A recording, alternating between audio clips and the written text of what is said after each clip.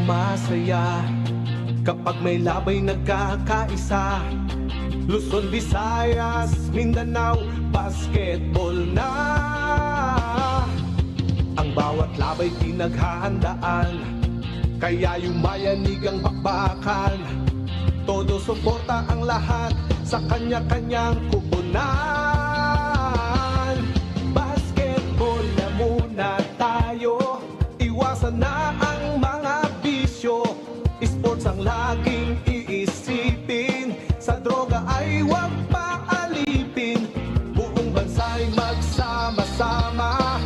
In 5, 4, 3, 2, 1, MPBL na! MPBL na!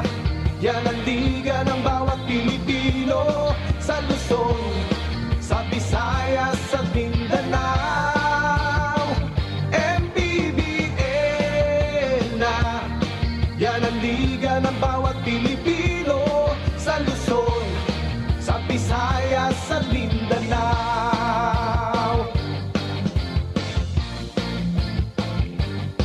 Ang bawat laban ay nakakakaba dahil sa husay ng bawat isa. Sigawan ay yumayanig kapag nag 3 points na.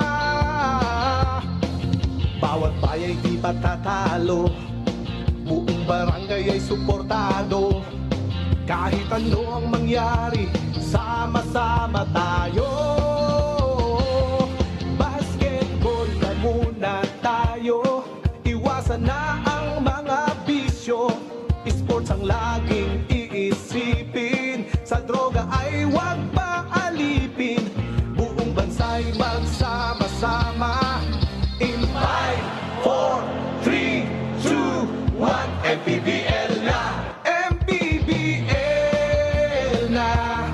Yan ang liga ng bawat Pilipino, sa Luzon, sa Visayas, sa Mindanao. MPBL na! Yan ang liga ng bawat Pilipino, sa Luzon, sa Visayas, sa Mindanao. Sa Luzon, sa Visayas, at Mindanao. MPBL, Maharlika Pilipinas Basketball League.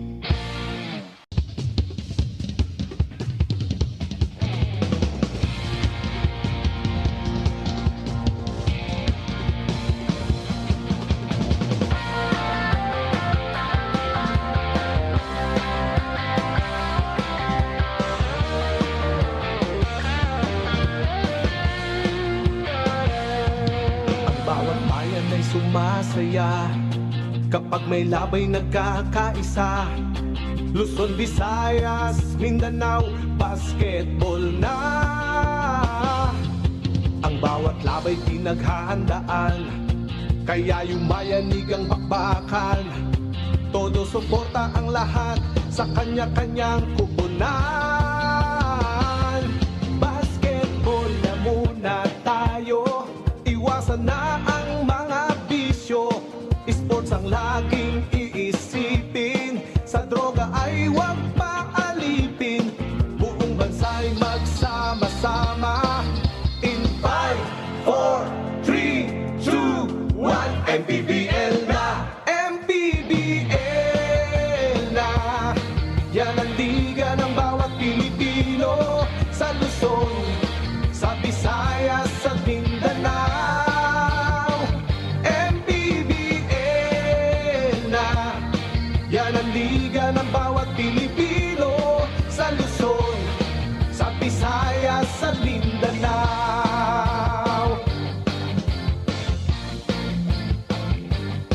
Ang bawat laban ay nakakakaba dahil sa husay ng bawat isa. Sigawan ay yumayanig kapag nag 3 points na. Bawat bayay di patatalo, buong barangay ay suportado. Kahit ano ang mangyari, sama-sama tayo. Basketball na muna tayo, iwasan na ang mga bisyo. Sports ang laging iisipin, sa droga ay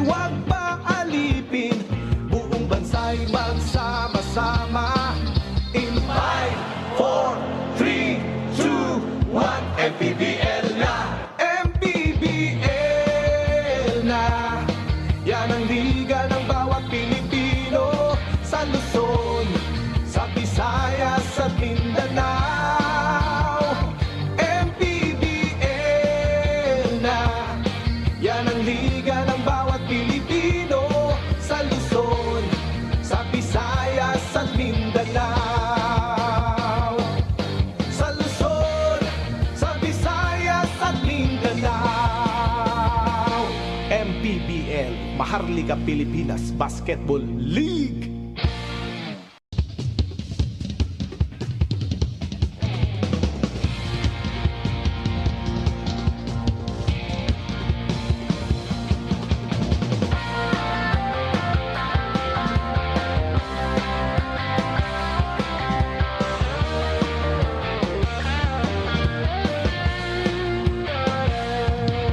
Bawat bayan ay sumasaya kapag may labay nagkakaisa. Luzon, Visayas, Mindanao, basketball na. Ang bawat labay pinaghahandaan, kaya yumayanig ang bakbakan. Todo suporta ang lahat sa kanya-kanyang kupunan. Basketball na muna tayo, iwasan na ang mga bisyo. Sports ang laging iisipin, sa droga ay huwag paalipin. Buong bansa'y magsama-sama.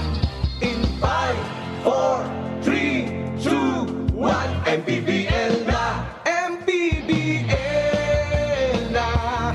Yan ang liga ng bawat Pilipino, sa Luzon, sa Visayas, sa Mindanao. MPBL na!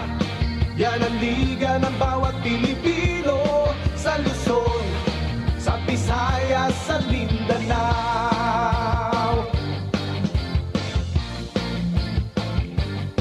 Ang bawat laban ay nakakakaba dahil sa husay ng bawat isa. Sigawan ay yumayanig kapag nag 3 points na. Bawat bayay di patatalo, buong barangay ay suportado. Kahit ano ang mangyari, sama-sama tayo. Basketball na muna tayo, iwasan na ang mga bisyo. Sports ang laging iisipin, sa droga ay huwag paalipin. Buong bansa'y magsama-sama. In 5, 4, 3, 2, 1, MPBL na! MPBL na! Yan ang liga ng bawat Pilipino, sa Luzon, sa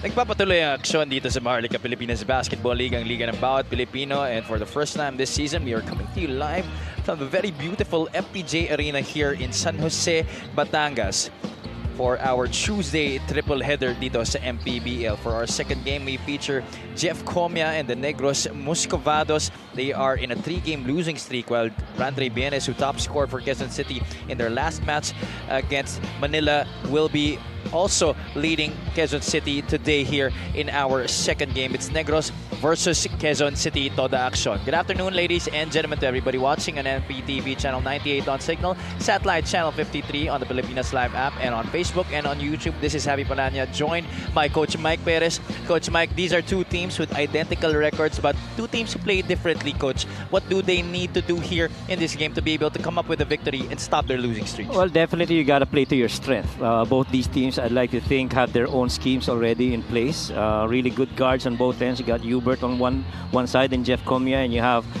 Chino Mosqueda on the other. So magandang, I guess, matchup ito pagdating sa guard position both between these two teams. Actually, na-mention mo si Chino Mosqueda and Hubert Cani, two former high school teammates with the NU Bullpups. So that's a matchup that we're going to be looking forward to this afternoon. Joining us at courtside is Miss Mika Abesames. We'll be hearing from her later on. Pag-usapan natin ang last game nitong Negros Muscovados. Now, this is a game that they were even have a good start in.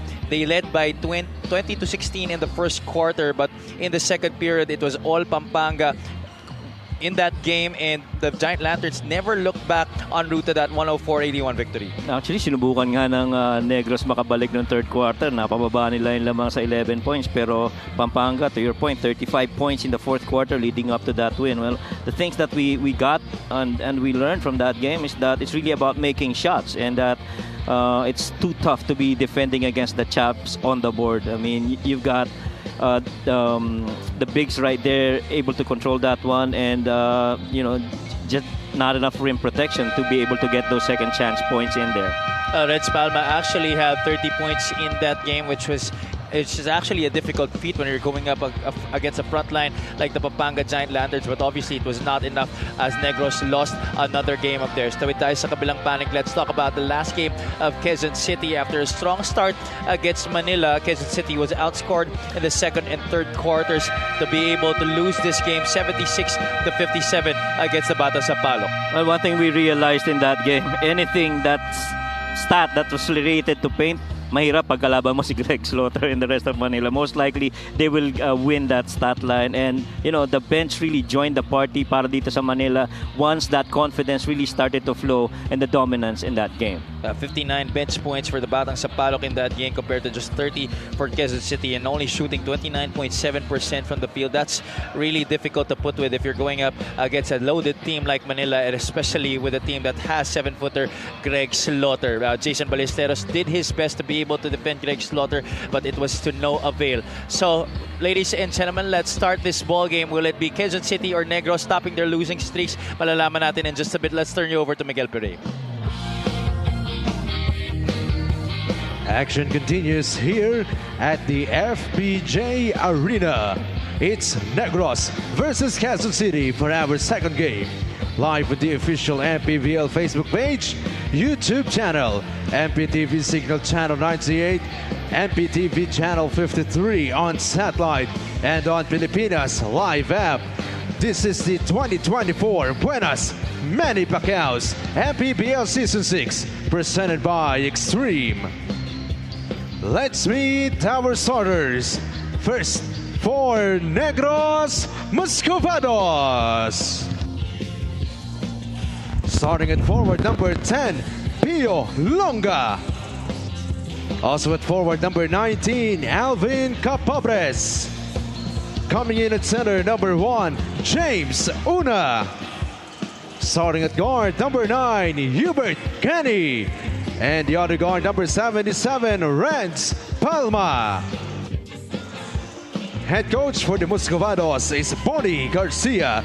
Assistant coaches Juan Miguel Martin, J.M. Lagumen, and Arvel Cabaling.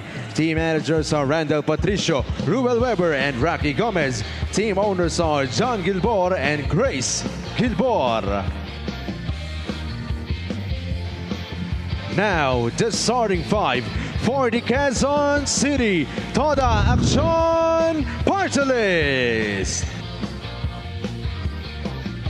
Starting at guard, number 24, JJ Quesalem. Also at guard, number 2, Chino Mosqueda. Starting at forward, number 9, Josan Nimes. The other forward, number 21, Ray Vienes. And starting at center, number 18, Jason Ballesteros. The head coach for the Quezon City is Egay Macaraya. Assistant coaches Bong Ramos, Louis Bautista, Eileen Lebornio, and Ian Valdez. Team managers are Martin Go and JC Tan. Team governors. Our primary protagonists for this game are starting five, brought to you by Buenas, Hubert Cani, and Lens Palma. James Una, joined by Alvin Capobres and Pio Longa para sa Negros Muscovados. For Quezon City, it's Chino Mosqueda, Jonathan Jesalem, Jason Ballesteros, Josan Nimes, and Ray Bienes para kay Coach Egay Macaraya.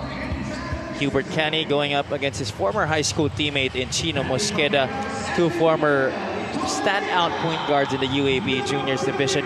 Played under Coach Jeff Napa, facing off against each other this afternoon. Quezon City versus Negros. We welcome you to our second game of our Tuesday triple header here at the FPJ Arena in San Jose, Batangas. Javi Polania joined by Coach Mike Perez and Ms. Mika Abesamis. Now, Coach Mike, we mentioned at the top of our coverage, they played different styles, these two teams, but obviously there are they are in need of a victory here tonight. Yeah, and I guess they do realize na habang tumatagal, lumalalim ang season, kailangan makakuha ka ng as many wins as you can. So that pagdating ng placing and seeding, at least you have a really good spot. First order, I think, is to be able to get to that playoffs spot early. Identical records almost for these two squads. Hubert Cani drives on Ray Bienes and he scores inside. Now, those two are also former teammates with FEU in college. Yeah, a lot of familiarity between some of the players dito sa dalawang team na to. I'm really looking forward to this matchup right here. James Una versus Jason Ballesteros. I mean, youth versus a seasoned veteran. If I'm James Una, I'm going to take on that challenge, an opportunity to test where I am against a veteran like Jason. A 4-0 start here for Negros. Jesalem tries to stop that bleeding para sa Quezon City. Here comes Alvin Capobres. Capobres takes it to the defense. Blocked there by Jesalem and Ballesteros. Bienes, one dribble, pulls up from downtown. No good. He was hot for Quezon City, especially at the start of that game against Manila, even top scoring for them with 19 points to end that match. Unfortunately, just not enough against a very loaded Batang Sampaloc squad. And so kung galing kasi ganun tipo ng laro, you wanna, I guess, continue that rhythm and give yourself always a chance to be able to score for your team. And of course, Brandre Bienes only averaging 2.8 points per game this season. So that was really a big boost for his confidence, that performance against the Manila Batang Sampaloc. Mosqueda with the basketball. Out to Jesalem. That's way short. Longa makes sure nobody is able to get to it. That's going to be Negros basketball. Well, Negros really just can't wait to get to that defensive board, because compared to between these two teams, they're a team that really loves to run. Averaging roughly about 16 points of fast breaks itong Negros, and they do have that resource and personnel to be able to get out and run in the open. Reds Palma 11 out of 20 for 30 points in that game against Pampanga.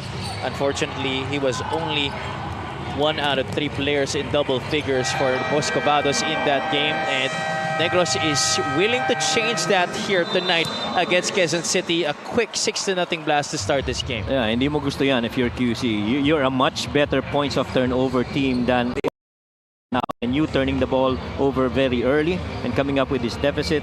You gotta get back and talk amongst yourselves. Cani, Una, Capobres all scoring for Negros here at the start of this game. Timeout. Coach Egay Macaraya will take a short break.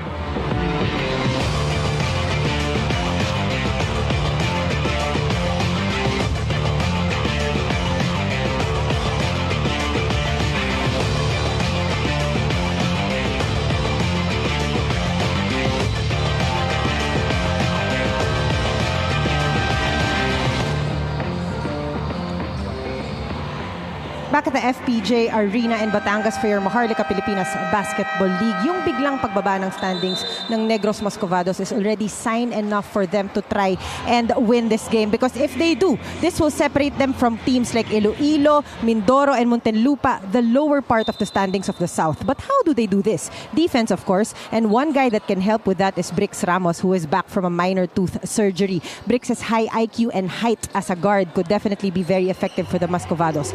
One more thing to highlight in this game is the veteran coaches. Coach Egay, Coach Bong, and Coach Bonnie. Wag na daw natin pag-usapan ng edad kung hindi ang patagalan na lang daw ng battery. Which of them could have an efficient system today? Javi, Coach Mike.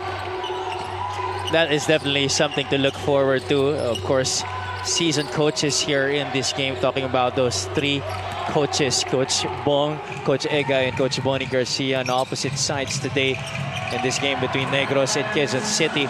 The Moscovados, they've been doing pretty well here to start this game. At this time, Renz Palma scoring on the fast break for the Moscovados. Yeah, and the talk about the coaches, naintindihan naman natin yung mga bagong sistema and schemes ngayon. But, you know, having a very experienced coach is something else that really brings a lot to the table for your team. Josan Nimes finally getting a bucket para sa Quezon City. Mika talked about in her report, Coach Bonnie mentioned that it's defense that Negros needs to improve on. And so far, Coach, in this game to start, they've been doing a pretty good job on that. Exactly. And to think that QC supposedly allows lesser points for their opponents, really good move right there by Jason. All 4 points of Quezon City coming from Josa Niemes. Great ball fake right there on the pass and the finish inside now. That is one guy I am looking forward to contribute more para sa Quezon City. Yeah, as si Niemes, he is really a scorer and he loves to initiate the offense. And so for him to be able to do this to QC is napaka-importante. Cani, that's off to the right. Oh, Pio Longa skying for that rebound and he's fouled on the way up. 2 shots coming up for the former UP Fighting Maroon. Somehow iba talaga pag ang isang homegrown may naglalaro para sa iyong local team. Somehow there's a little bit of pride in it, no? And so, Longa's been that guy so far para dito sa Negros. And I'm very happy that Pio continues to get this opportunity under Coach Bonnie Garcia. That free throw is brought to you by Extreme One-Stop Shop Appliances, ang subok at kompletong appliance brand ng Pilipinas. Longa making his first free throw. Did not really get a lot of minutes in college playing for UP. But here for Negros, he has been slowly getting playing time and in fact has been starting a number of games already para kay Coach Bonnie. Yeah. At saka itong laban na to, Javi, I think it would all boil down to efficiency in making shots. Itong side ng Negros would love to work on their perimeter game. Samantalang ito namang QC, for the most part, really more of a three-point shooting team. And so if QC is not going to be very efficient, and considering a rebounding prowess nitong Negros, that's going to be a free transition play on the other end for the white shirts. Talk about outside shooting. They were very good against Manila. 10 out of 41. Actually, not so good. But the 10 makes, coach, that's more than average. Right. Yung 10 makes more or less translates to good contributions from that area. But then again, it matters kung anong part ng laro na natitake yun, di ba? So they were able to hit a bunch of those in the first half. Kaya lang come the second half, it was a different story. Yep. They weren't able to knock it down from the outside, hence the dominance offensively by the Batang Sampaloc. Kita mo yung Jason Ballesteros, Javi. Talagang humihelp pa rin coming from the weak side. And you like veteran players like those that stay within the scheme. Kahit na, ako na veterano dito, dapat kayo na magtrabaho dyan. But he's still the guy that shows that with a lot of leadership. And take nothing away from Jason. He's a really good defender.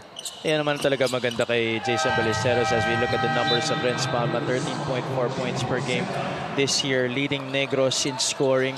But going back to Jason, ever since wala naman na talaga siya naging ere. Despite the number of achievements that he's made, former NCAA MVP, part of Gilas Pilipinas under Coach Raiko Toroman, and yet hindi mo mararamdaman na naabot na ang mga ganitong bagay sa kanyang karera. Oo. Malayo narating pero yung paa nasa lupa pa rin. That's a lot of correct. humility for Jason. And kung ikaw naman ang player like James Una, it's a good chance, an opportunity to be learning from him, lalo na as you go up against him on the floor. Almost 5 minutes gone by here in the first quarter. Mark Atabay has checked in the game for the Muscovados. James Unan taking a rest on the bench. Joseph Niemes all alone right there underneath. Good out-of-bounds play from the baseline coming from Quezon City. A little misdirection, spraying everybody out and letting one guy come in. Josan just really that's obliged. Cani makes some space. A little hesitation. The fall-away jumper rims out. The rebound, Jason Ballesteros. Paing Are pumasok na dito para kay Coach Egay Macaraya. Trying to get inside to Rin William Bing. And you see Coach Egay Macaraya telling Paing Are that relax lang. We're not in a rush, but there Josa Niemes scoring inside para sa Quezon City. They're down by 4 here. But there is a lot of upside dito kay Paeng Are. Sobrang tapang nitong maglaro. He understands the game and he understands that there has to be that certain level of confidence when you go up, lalo na sa mga players that went ahead of you. Niemes crossover, had that ball tapped. I think that's off of his body. That's going to be Negros basketball. Going back to Paeng Are, coach, I believe he is one of the embodiments of what the Filipino point guard is, especially in this league. Correct. Agree. The molds of Joshua Montero, you know, the Robbie Darras, the Tarados, those have you. Daryl Manligues, that's right. Quezon City gets a steal. Sawat on the break, couldn't finish. Rebound tapped out of bounds. It will go the way of the guys in white. Medyo chess match ng konti dito. Nilabas si Jason, pinasok si Mark Atabay, ano. So Mark has really gained you know, the specialty of hitting it from the perimeter, lalo na in that playoff when he went up against Balti Baltasar. Palma could not hit on the floater. Kenji Roman sets for three. No good. That's a push coming from Marco Sari. Nakakapasok lang para dito sa Quezon City. Veterano yung pagkaka-box out ni Mark. Coach Bonnie Garcia will take this opportunity to burn one of his ceasefires. 3 minutes and 48 remaining here in the first quarter. We'll be back.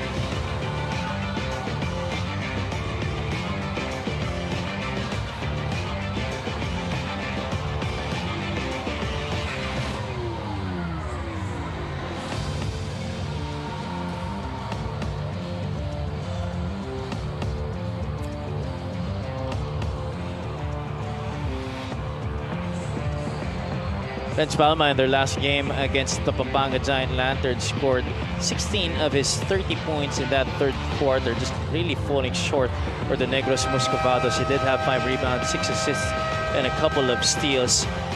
Was one of the lone bright spots for Negros in that game against the defending champions, the Pampanga Giant Lanterns. Palma, former Nueva Ecija Rice Vanguard, former MPBL champion, has really made his mark here in the league is in a new role here for the Negros Muscovados, being their main man this season. 12-8 is the score. 4-point lead here for Negros. Palma on to Cani. Wants it against a smaller Paeng Are. Fadeaway jumper is money para kay Hubert Cani. Well, you like that. You know, Hubert Cani and Jerry Pingoys are rising up this season to the occasion. And so it's high time that some of these really known point guards come back and try and show the lead in the season. Yeah, being from the outside. Well, I myself am personally really proud that these guys have been getting their confidence back, especially because these were my batchmates. So for them to be playing this way in this league is definitely a treat for me. Yeah, tsaka lalo na sa season ngayon, napakaraming magagaling na gwardiya at you know, magandang result yung ginagawa nila to be able to perform at a high level. And katulad mo ako, natutuwa rin ako, lalo na with how he performed. And speaking of Jerry. That's off the foot of Renz Palma. Alex Desoyo debuting in this game para sa Quezon City. Pumasok na rin dito si Bill Giolingo para sa Negros Muscovados. Well, Giolingo has been a spark plug off the bench para kay Coach Moni Garcia. Yeah, we'll see what other surprises he's got. Unfortunately, Giolingo did not play in that game against Pampanga. He was sorely missed, especially when the Giant Lanterns went on that big run in the second quarter to be able to establish the outcome of the game. Negros never was able to get back and make it competitive. Desoyo had the line for 2 shots, misses on the first. A 0 out of 4 in that game against Manila. All of his 2 points coming from the free throw line. Ironically missing on his first shot here. 1 out of 2 para kay Alex Desoyo, former San Sebastian Stag in the NCAA. 5-point lead here for the Muscovados. 2 minutes and 20 remaining in the first quarter. Pumasok na rin dito si Jem Cruz para sa Negros. Palma, step back jumper. That's no good. Kenji man the board. Sawat is ahead of the back. Abdul Sawat gets the 2 points. Yeah, and just leaking.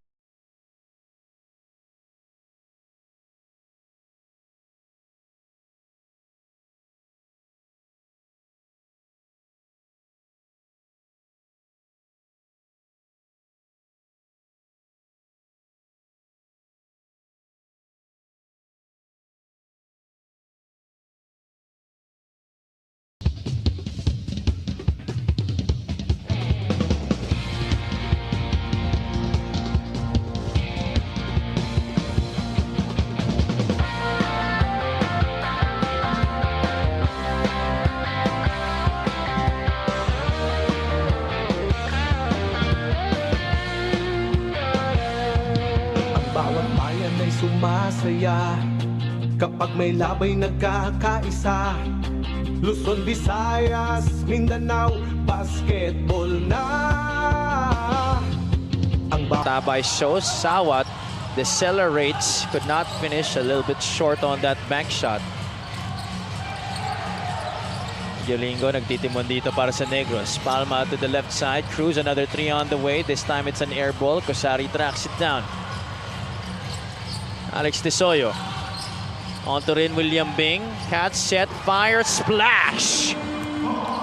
Well, guys like Rinwil, having that length, having that athleticism, and adding that 3 to his bag really just helps him spread the floor and make the defense more busy offensively.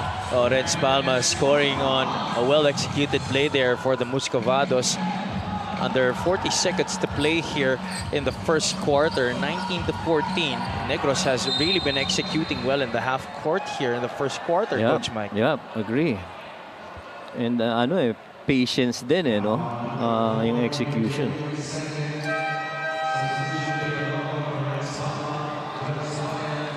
Babalik dito si Pio Longa para sa Negros, while Jonas Tibayan will make his way into the ball game for the first time para sa Quezon City. Sawat to trigger in. 30 seconds remaining here in the first frame. Desoyo. Good Has drive. Yolingo on his back. Gets it off the glass and in. Good drive.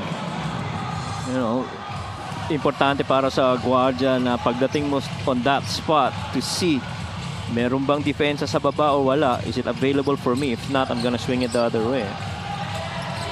Jeff Comia, 9 seconds left here in the first. Comia wants Pio go out, but he doesn't get it to him. Comia still has the basketball. Cruz, one dribble, couple more. Fadeaway jumper, that's long. And that's going to be it for our first quarter. Mark Atabay is down there for Negros. And he seems to be in some pain. Seems to be pointing to his abdomen. Probably he got hit from somewhere there as Jeff was trying to create upstairs. Take a look at what happened there. I know this was the highlight of the first quarter there. Hubert Cani scoring on the first bucket para sa Negros Muscovados, while it was Josa Nimes who got the first 4 points for Quezon City. Improved defense para dito sa Negros in this game compared to that game against Pampanga. Yeah, and what you like about the offense is that it's really distributed across everyone else. That's right, and that's why Negros is ahead by 3, 19-16. First quarter score brought to you by GameX. GameX Sports, the official online basketball lending partner of the MPBL. Basta ending GameX.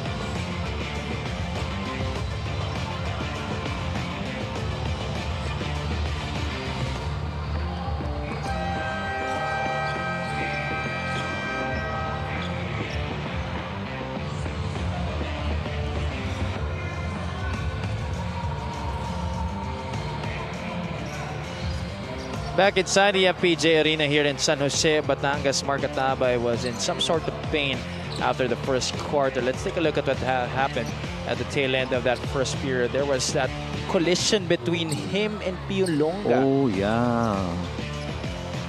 A friendly fire right there for the Negros Muscovados. Marco Taba is back on the bench. He's getting treated by their training staff. Second quarter now underway here between Negros and Quezon City. 3-point lead for the Muscovados, 19-16. As we take a look at the first quarter field goal story, 7 out of 18 for Negros, while Quezon City is 6 out of 18. So both teams shooting under 40% in this game. Yeah, what really mattered is yung isang field goal from the perimeter that Negros had over QC, and the +1 on the free throw make. That's where the difference comes from. Unlikely miss on the free throw right there para kay Jem Cruz. 65.2% free throw shooter this season. He's much more better than those numbers. Talking about Jem Cruz, one of the dead-eye shooters here in the league. Former Batangas City player Yambing, too strong from the outside. Saw at the offensive rebound. Yambing leaves it for Tibayan. Goes up without the basketball. Longa saves it to Comia. Oh, that's off Jeff Comia's foot. Unfortunate turnover there for Negros. And this season, much as I like how Jeff Comia actually plays, this season seems to be a little bit of a struggle for Jeff. And why do you say so, Coach? Because I think he can score a little bit more than how he does right now. I don't know if there's any injury or anything that we don't know of, but I know he's so much better than how he is now. There you go. See? Couldn't score there on the break. That could have been an automatic 2 points para sa kanya. And last year he was burning the nets para sa Sarangani Marlins under Coach John Calius. But look at Abdul Sawat powering his way for those 2 points. Yeah, but knowing Jeff, it's only a matter of time when he starts getting his groove back. And you can't put down a really good initiator in the offense, especially a one-on-one player like Jeff Comia. Isa na lang ang kalamangan dito ng Negros, 19-18. Comia, straight away 3. That's long. Rebound, Jonas Tibayan. Quezon City looking to push, but the transition defense right there for Negros. Rin William Bing doesn't mind, takes the 3 and makes it.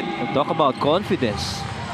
Medyo tumingin pa sa kabila kung may kakampi siya. Nung wala, understood that it's his range, so he takes it. 8 points in the game para kay Rin William Bing. I do believe he does want to bounce back from a lackluster performance against Manila. Yambing has been one of their top producers this season. He was only 1 out of 7 in over 21 minutes of play against Manila. Take a look at this 3-point shot brought to you by Extreme One-Stop Shop Appliances. Look at that confidence oozing coming from Rin William Bing. And Rin Will right now is 2 out of 4 from 3, and he's perfect from the line. And catching a little rhythm here para dito kay Rin William Bing. And what's more important is they are in the driver's seat now, 21-19. Jem Cruz with an opportunity to tie for the Muscovados. Unfortunately, he misses on that first free throw. Yung mga missed free throws na yan, ang mahirap yan, yung singil sa dulo, I mean, we've seen teams that could have won it, but, importanteng mapasok yung mga free throws na yan. JP Kawilan will be facing his former Sarangani teammate Jeff Comia here in this game. Unfortunately, Comia had to troop to the bench earlier. Mosqueda knocks it down from the outside. Palma leaking out, cherry picking for Renz Palma. You got to go back on defense. As soon as you make a basket, you got to be mindful of who the other guy leaking out is from your opponent. That time around, it was Renz. Now we've gone more back and forth here in the second quarter compared to that first period. Roman hands it off to Jesalem. Pocket pass back to Roman. Mosqueda, the extra pass. Kawilan couldn't get it from the corner. The rebound tap to Renz Palma. No numbers here for Negros. Palma goes to the right side. Cani trying to assist the defense. He's doubled there on the sideline. It's going to stay with the Muscovados with 12 on the shot clock. Yeah, good trap right there by QC, allowing them to use some clock. Now they got 12 on the shot clock para dito sa Negros. Mosqueda and Cani, two former high school teammates, gets it to Jem Cruz. Capobres is open for three. In and out. Kenji Roman chases it.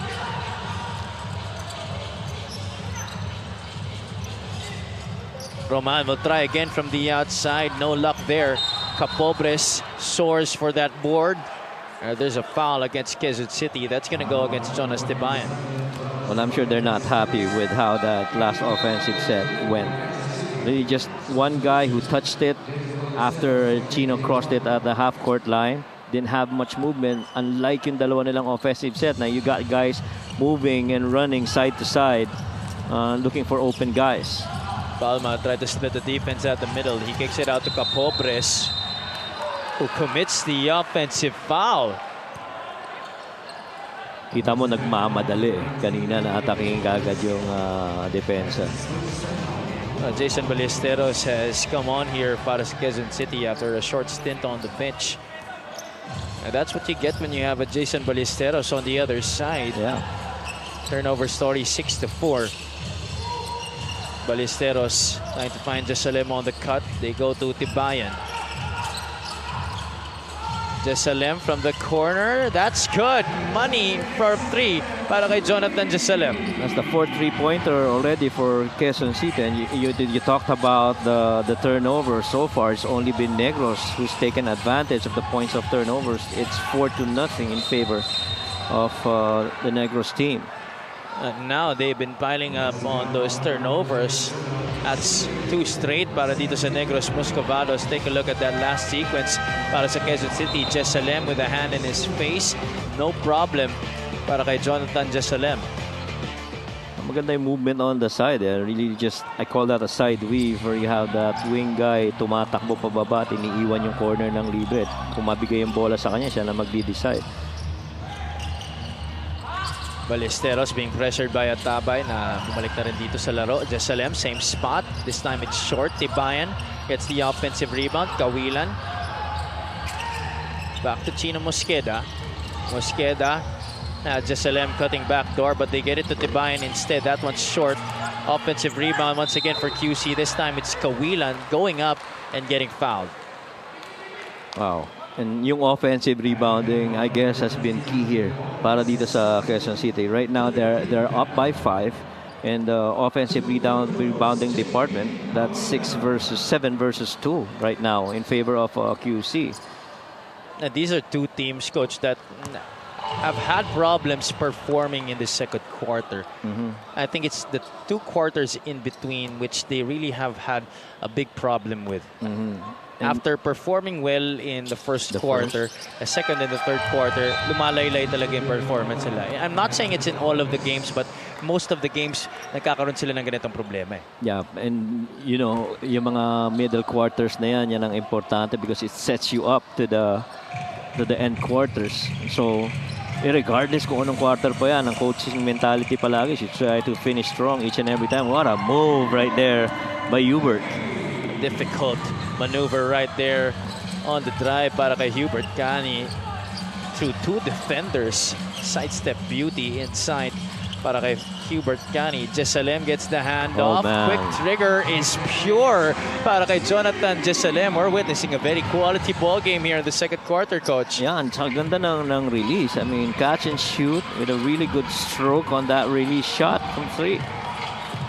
Jem Cruz, head and shoulder fake, trying to lose Jesalem. Cruz gets fouled there by Tibayan as he tried to split the defense. Well, Jem is not gonna take that anymore. Na, you know, natirahan lang siya ng 3 kanina. This is the play of the game brought to you by Buenas, and why not? Tingnan mo naman ilan yung dinaanan doon ni Hubert Cani. 1, 2. There you go. Splitting and scoring was Hubert Cani. Tsaka gut of the defense, no? It's a combination of ball handling and foot speed and really quick reaction para dito kay Hubert Cani. He's always been very good at that. When he's going downhill, he's pretty hard to stop, especially when he gets that head of steam. Yeah. And he's been really good at the field right now, shooting 3 out of 5 for 60%. And, you know, that much you take as a bonus from your point guard if he scores that efficiently from the field. Jem Cruz had to troop to the bench. I think there's some blood on his face Kanina after that foul. Kani getting by Mosqueda again. And Kani getting the better of that matchup once again against Chino. I was going to say, Chino na kumuha kay Hubert kasi pumupuntos pero doesn't matter, you know. Hubert's gonna figure out a way to score against anyone. It was funny because in our last year, it was also Hubert's last year, and it was Chino's rookie year in the juniors, if I'm not mistaken. So this is kind of like the student versus the teacher matchup in this game. Right. Parang bumalik sa scrimmage days, eh. Oh, yeah. I'm sure Kani is relishing this. That's another former teammate of his, JP Kawilan. Missing on that jumper. Mosqueda this time on the break draws the foul against Pio Longa. Yeah, and that's what you like about Chino Mosqueda. Chino's never gonna be short of effort. You know, he's always, kumbaga, palaging aggressively yan, offense and defense. And he's got really good IQ. He understands what the schemes would be, and he's a player that any coach would love to have. He's really developed into one of the best facilitators here in the league. The numbers may not show it a lot, but in terms of the way that he manages the game, you could really see his impact from there. Yes. And I think malaking bagay dyan because before, remember when I was just watching the games from the side, I got to sit next to the dad and the mom of Chino. With guys, the parents are the #1 fans of Chino. And so I guess that's where the confidence comes from, Chino. They say even before pa nung high school and early grade school, talagang nandun na sila sa bawat laro ni Chino. And of course, the opportunity to be able to learn from veteran coaches like Coach Ege Macaraya and Coach Bong Ramos. These guys really seasoned, especially at this type of level. So Chino Mosqueda is really in good hands, learning from Coach Egay and Coach Bong. Now, on the other side, meanwhile, Hubert Kani has been continuing to be a problem for the defense of Quezon City, almost single-handedly trying to rip them apart. Yeah, and just does no drop coverage that's able to switch over to Hubert once that primary defender gets beat. I'm sure, though, that Cristiano Di Maunahan is not happy with that free throw shooting percentage of Hubert Kani. And Cristiano, much better shooter than Hubert Kani.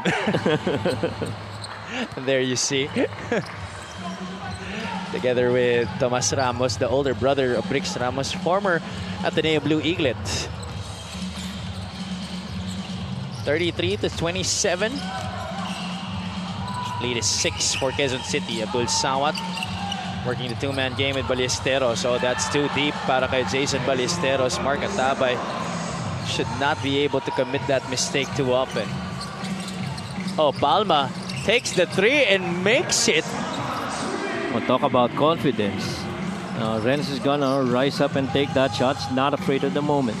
Not even waiting for the offense to flow there. So it's this guy. Yambing with the answer.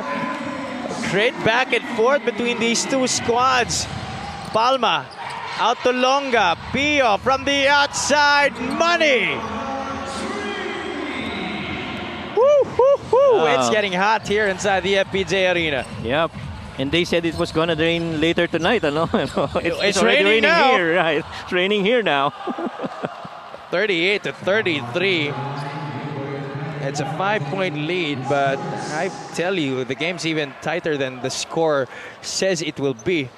2 minutes and 31 remaining here in the first half. These two teams have been exchanging blows. Rin William Bing now at the line. He is in double figures with 12 points already. Yeah, and they've turned to the 3-point shots to be able to make this a really competitive game. And both teams really shooting around 33%. It's pretty decent. 40-33. Capobre sees an opening. Block there by Ballesteros, pero inabot siya doon sa bandang wrist part ng kamay nito ni Alvin Capobres. Jonathan Jesalem draining one of the 6 3-point shots of Quezon City. That brings us our lucky fan of the game, brought to you by Buenas.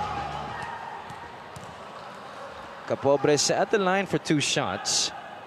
5.8 points per game this season, 4.1 rebounds, 48% from the free throw line. And I'm seeing these free throw percentages para dito sa Negros, and they are not good at all, especially from guys like Cani and Capobres, who should be very decent free throw shooters. In fact, not just decent, they should be excellent free throw shooters. Yeah, and ironically, alam mo, talagang much better at free throw makes itong QC. They're number 14, roughly making 14 of them, but pretty close against the numbers of Negros. Mosqueda drops it off. Ballesteros short on the reverse. Another opportunity here for Quezon City. Mosqueda leaves it once again for Jason. Ballesteros short again. A gallant stand defensively there for Negros. Yeah, and so long as you move guys side to side and somebody covers for a guy that's beat, that's what's gonna happen. Take a look at that. That was 2 straight times that Ballesteros was short. That was the last one. And now the Muscovados a chance to get to within 3 points. Maybe even 2 with the 3. Capobres from downtown. That's long. Brix Ramos in the game right now para kay Coach Bonnie Garcia. Quezon City in transition. Mosqueda slowed down there by Ramos. Sawat, the quick spin to the baseline. Ballesteros fumbles it on the baseline. Well, it's been 3 attempts to involve Jason Ballesteros offensively, but so far they haven't gotten any out of it. 1 minute and 22 remaining here in the first half. Kansas City holding on to this 5-point lead, 40-35. We'll be right back.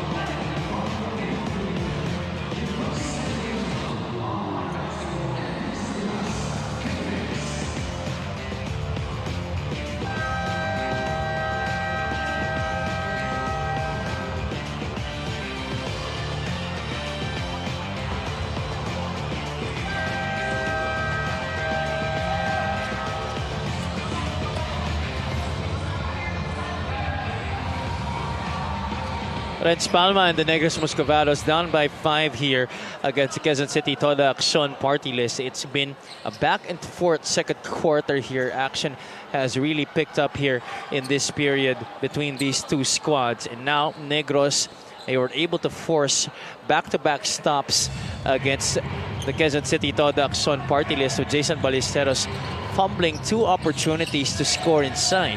Tsaka nagiging factor na Habi kung saan nanggagaling yung mga puntos. 2 points, 2 field goal makes, advantage para sa Negros pagdating sa perimeter, pero plus 3 naman pagdating sa 3 points. So ito score ngayon, it's 40-38. Back-to-back hits from the outside, galing kay Renz Palma. Under a minute to play here in the first half. Capobres really pressuring Tibayan there. Palma is defending Abdul Sawat. Sawat backs in. There's a foul against Mark Atabay, to the dismay of Coach Bonnie Garcia. Stepping onto the playing court and trying to challenge that call. He's still in the ear of one of our referees. Take a look at Renz Palma launching and making it from the outside. Palma already with 14 points in this game. He's picking up from where he left off against Pampanga. Yeah, kumpiyansa kumpiyansa si Renz today. And isang bagay na ginagawa ng Quezon City dito is inaatake interior defense nitong Negros. They feel kung mas malapit yung tira, mas may chance silang makakuha ng offensive rebounds simply because of the presence of Jason, just like this one here. Oh, Ballesteros could not get the offensive rebound. Here comes Renz Palma behind the back. Couldn't get the finger roll. That was short. Yambing able to recover the pass. Mosqueda magbababa dito para sa Quezon City. They could go 2 for 1 if they hurry. Tibayan against Alvin Capobres. Tibayan backing down. Tibayan out to Mosqueda. Yambing. Jab step. Jumper. Short. Tibayan gets another opportunity here. About an 8-second differential between shot clock and game clock. Mosqueda out to Tibayan. Jonas doesn't oblige. This time he does. Outside shot way off the mark. Quickly on the other side, Renz Palma is all alone for the 2 points. Negros down by 1, 2 seconds to go. And Quezon City will let the clock run out there. What a finish to the second quarter here for the Negros Muscovados. A 7-0 run in the last minute. Yeah, but it was a good quarter then para dito sa Quezon City. But it matters how you close out quarters. And so Negros able to recover. And I feel the key difference here would be the offensive rebounding. Right now it's 10 versus 3, all in favor of Quezon City. 41-40, the score at the half, brought to you by GameX Sports, the official online basketball lending partner of the MPBL. Basta ending, GameX. Ngayon, tunghayan natin ang nangyaring team owners meeting last Sunday sa ating MPBL Extra.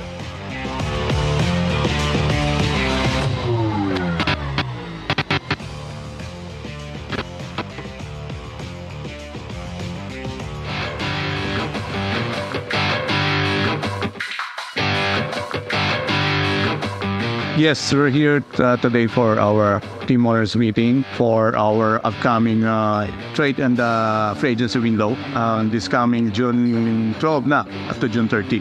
Hopefully present and para ma-explain natin sa kanila yung guidelines ng liga. Ang issue ngayon kasi today guys sa ibang liga is yung parity. Big issue talaga siya sa mga fans. Tayo, ang ganda na. Ganda ng liga natin. So huwag natin hayaan.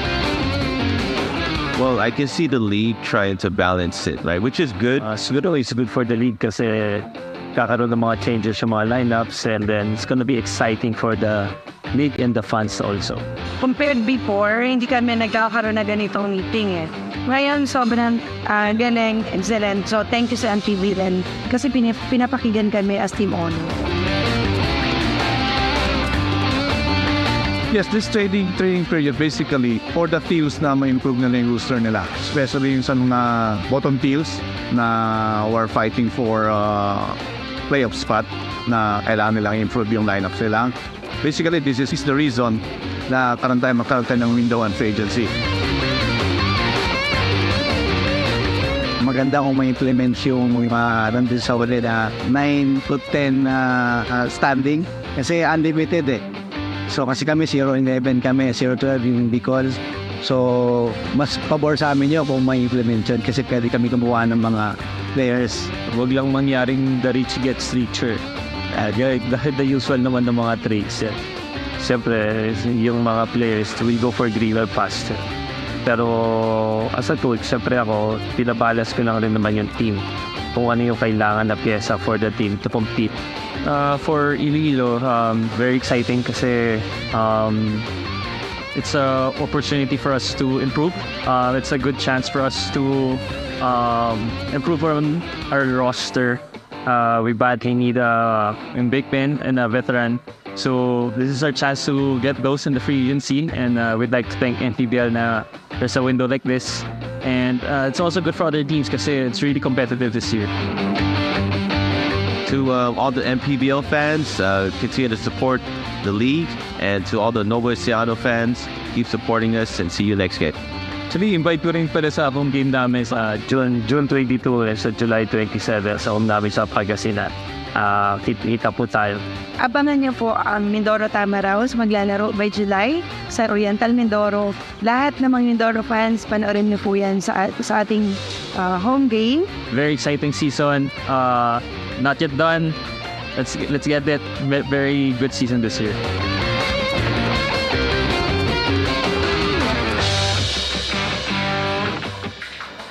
And that was the recent team owners meeting, of course, with our good commissioner, Kenneth Doremdes, some team owners, and of course, head coaches. But for now, we're still here at the FPJ Arena for your Maharlika Pilipinas Basketball League. My name is Mika Abesamis, and right now I am joined by a very special guest, Sir Rendel Patricio, the team manager of the Negros Muscovados. Magandang hapon, Sir Rendel. Sir, there have been some struggles for the team, lalo na with the loss of some of your big men.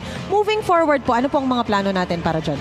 Well, yun yung ginagawa namin ngayon sa practice namin. We're trying to improve yung mga big man namin, especially yung mga natira.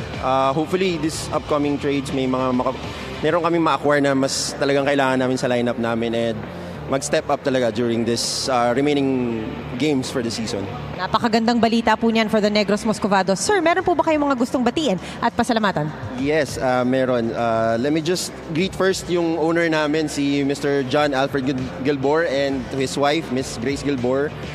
Province of Negros Occidental Governor Bong Lacson, Vice Governor Jeffrey Ferrer, Attorney Refrando Diaz, and Mayor Salvador Escalante of Cadiz City, Negros Occidental, Axter Marketing and Panisalis Family, Chicken Baboy by Diodin Manilio, Ruel Weber, Arvel Cabaling, Sian Carl Sports Apparel, and to my mom na nasa hospital right now, pagaling po kayo, ma. Get well soon po sa inyong mom. Once again, that is Sir Randall Patricio, the team manager of the Negros Moscovados. Magbabalik po ang Maharlika Pilipinas Basketball League.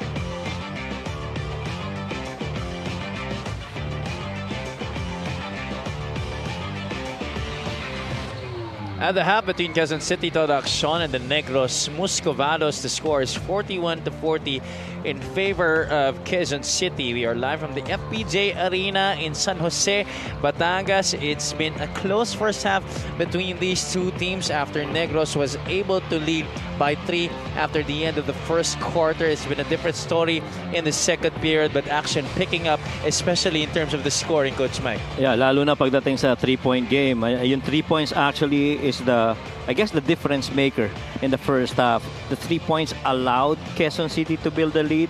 The 3 points also allowed Negros to come back and make this game a little bit closer. Pero evidently yung rebounds talaga in favor of dito sa Quezon City. They have 10 offensive rebounds versus that of only 3. That creates a lot of separation. Plus, with William Bing scoring together with Abdul Sawat, that's a difference maker right there. Total of, I guess, 16 points out of the 23 coming from those two guys of Quezon City. And those two were very instrumental after Negros led by 3 after the end of the first quarter. They went on a run at the start of the second period to be able to establish an 8-point lead, the biggest of the game para sa Quezon City. But Negros, led by that man, Renz Palma, was able to get to within 1, especially after a 7-0 blast at the end of the second quarter. He leads all scorers in this game with 16 points. Kani has 9, Longa with 5. Sa kabila naman rin, William Bing not far behind with 13 points, while Nimes and Jesalem with 6 apiece. Abdul Sawat has 5 points para sa Quezon City.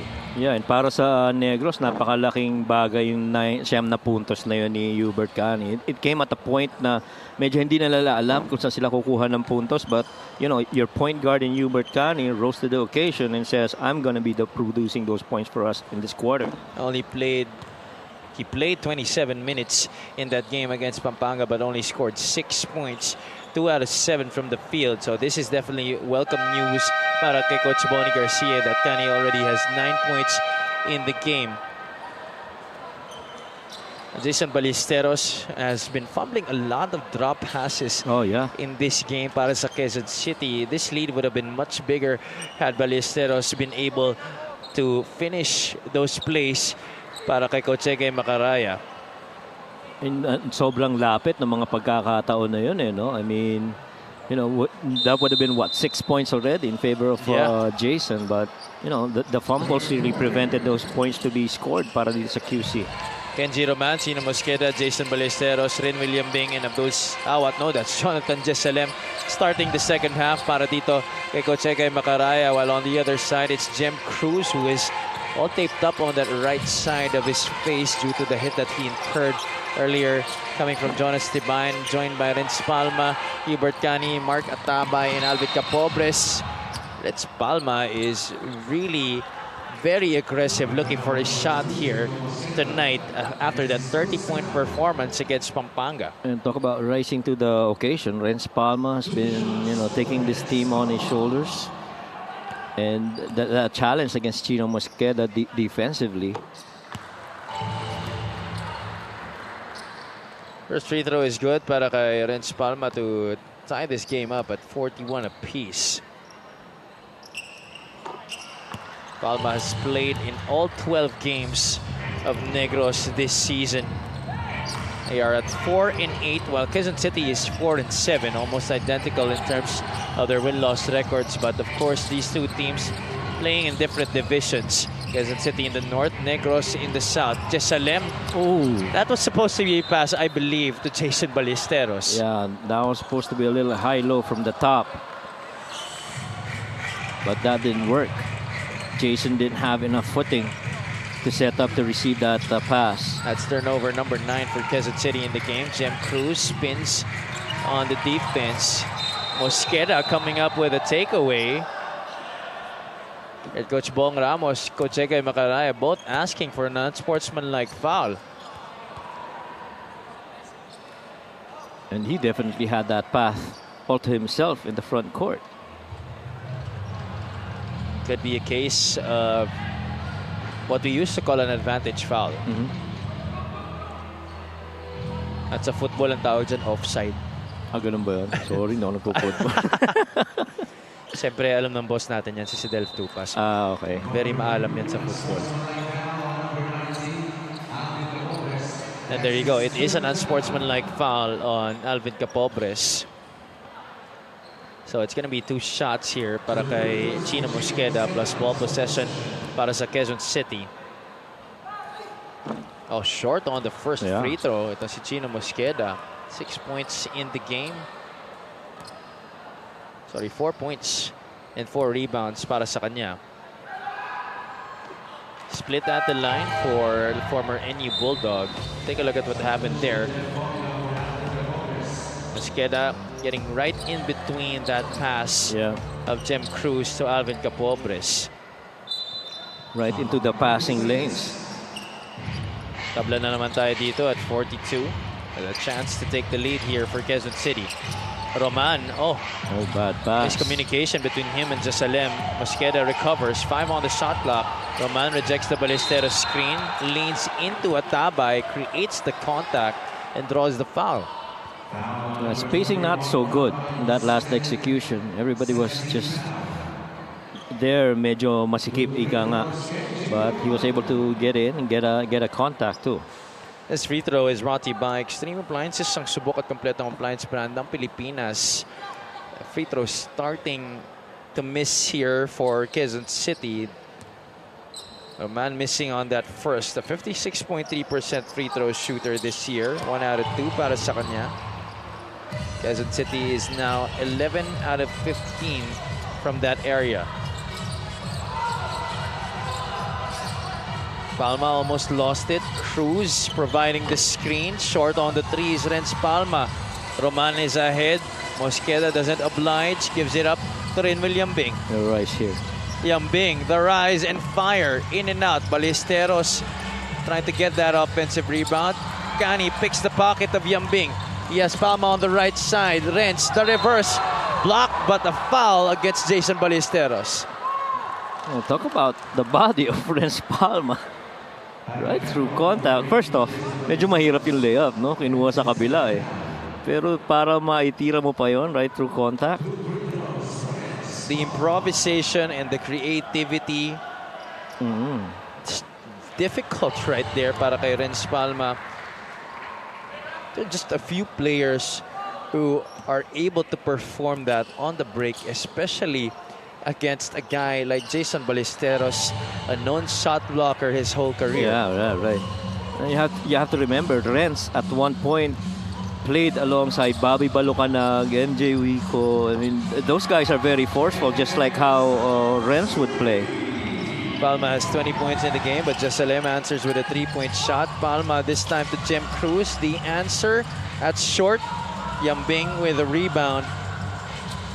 That's number 4 in the game para kay Rinwil Yambing. 46-44. Yambing fakes out the top. Goes up and hard. Rinwil Yambing with a hammer. You knew that was coming. Hindi ka ba kasalita dun, no? soon as he shot fake and nobody was down there, you know that was coming. We definitely have to see that again, but here comes Negros on their half-court set. Jeff Comia trying to silence the crowd with that floater.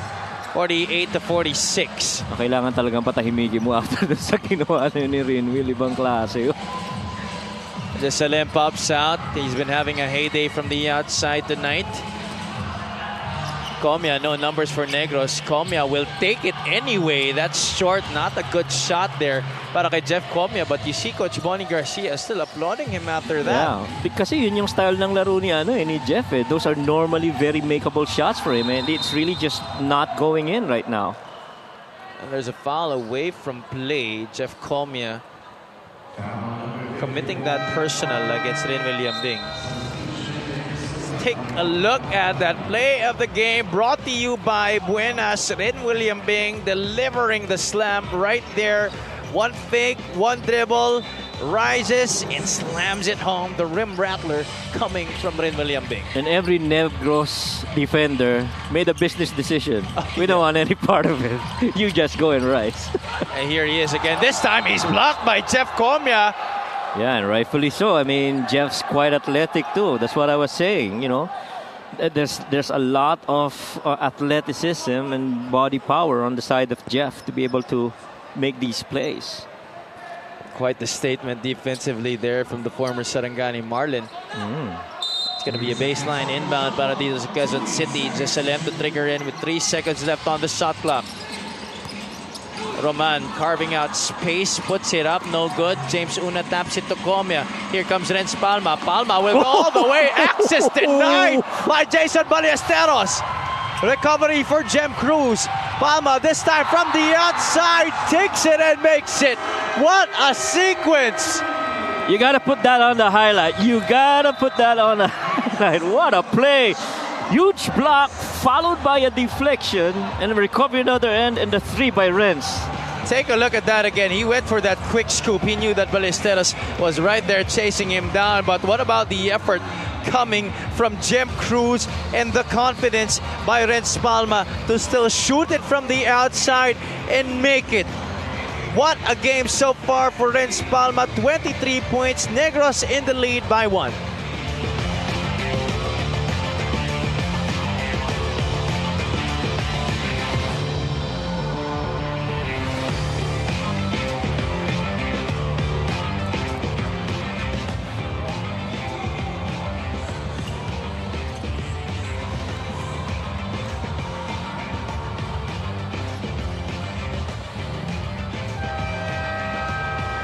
Up next on the schedule of Coach Bonnie Garcia and the Negros Muscovados, they're facing a South Division counterpart in the Davao Occidental Tigers on June 18. A week after that, they will be going up against the Mindoro Tamaraos, and on July 2, they will be facing the Imus Agimat. So all South Division foes in their next 3 games para kay Coach Bonnie Garcia. That game against Davao, very important para sa kanila. Yeah, and if you're in the bottom of the middle 5 or in you're the bottom of the last 5 teams, it gets even more difficult as it goes, regardless kung sinong makaharap mong team kung saan siya naka-bracket na tier, because you know teams are gonna go after you and they also want to advance. They're currently number 9 in the Southern Division right now.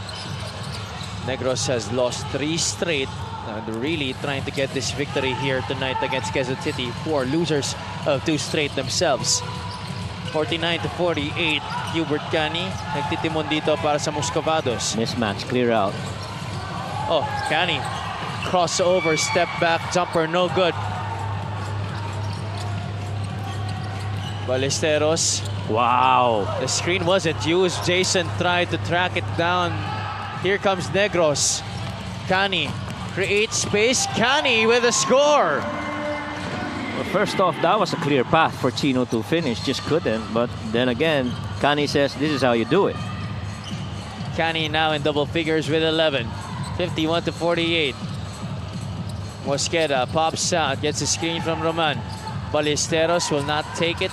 He's not a very good 3-point shooter, but Jesalem is, however, that's in and out para sa kanya. Quezon City gotta get a good stop here.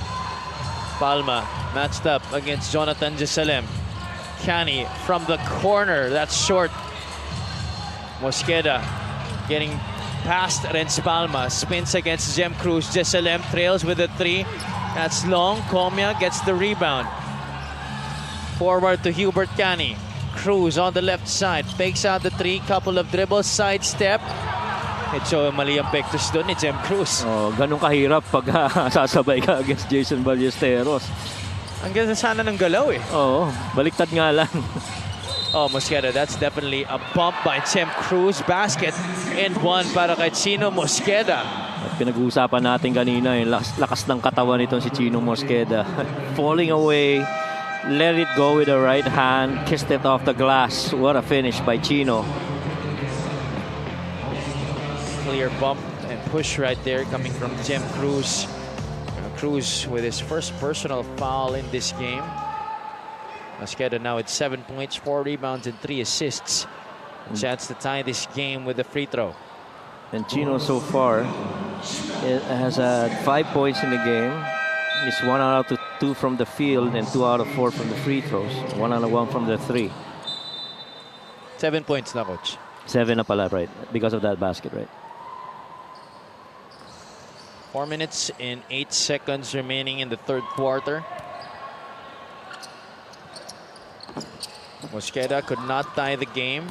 Rebound to Jim Cruz. Palma is ahead.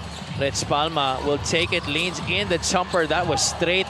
Medyo malakas lang. That was a forced shot by Reds Palma.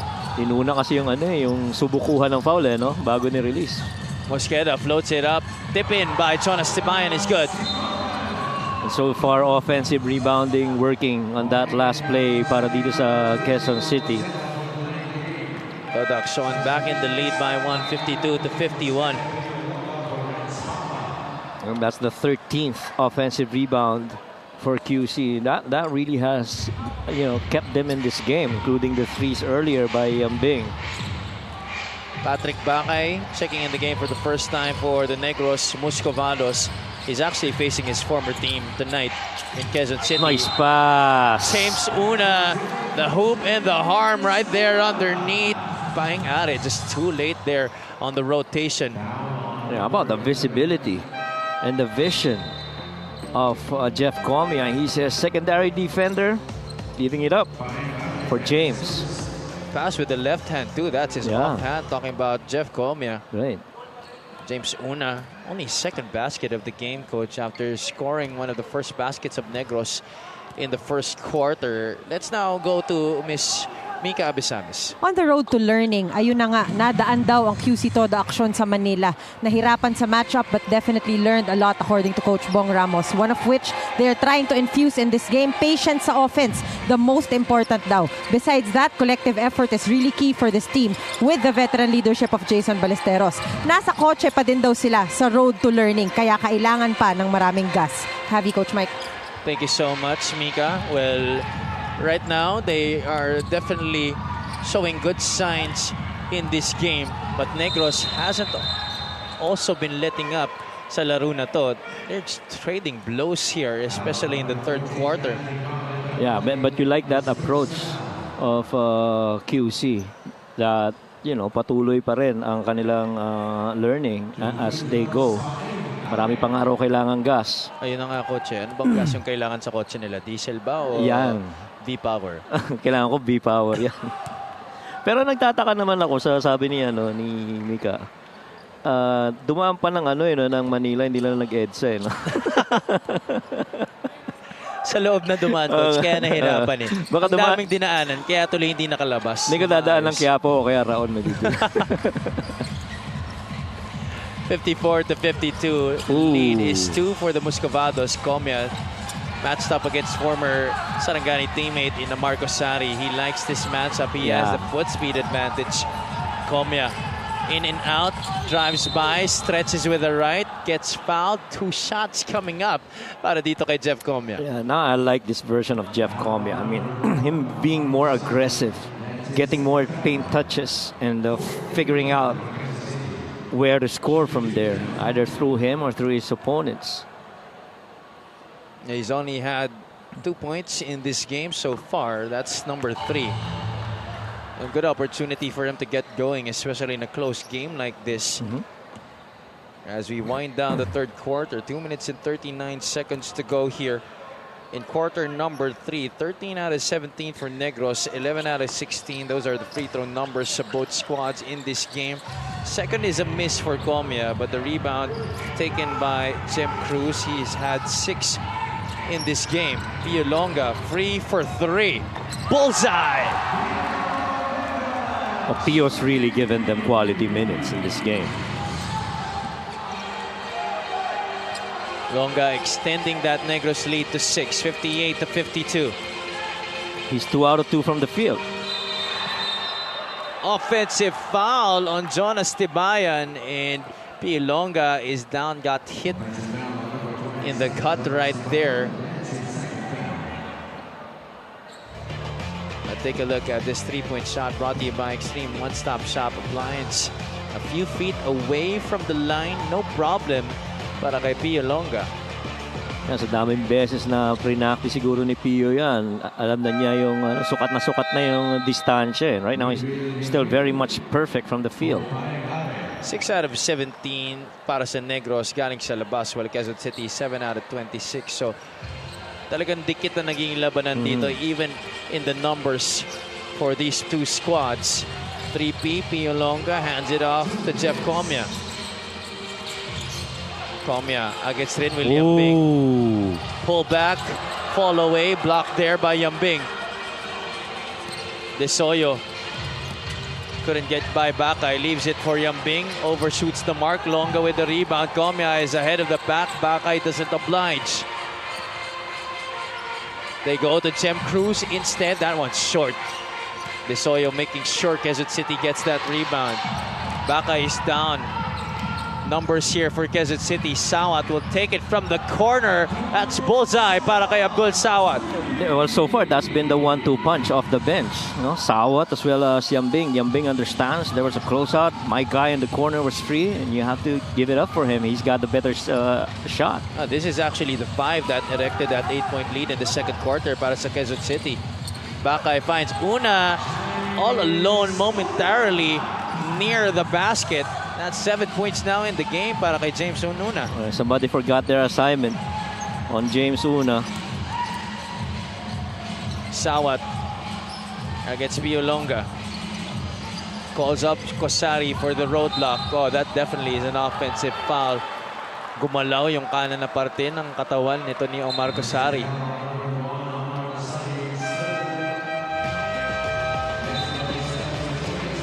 This was the last play here.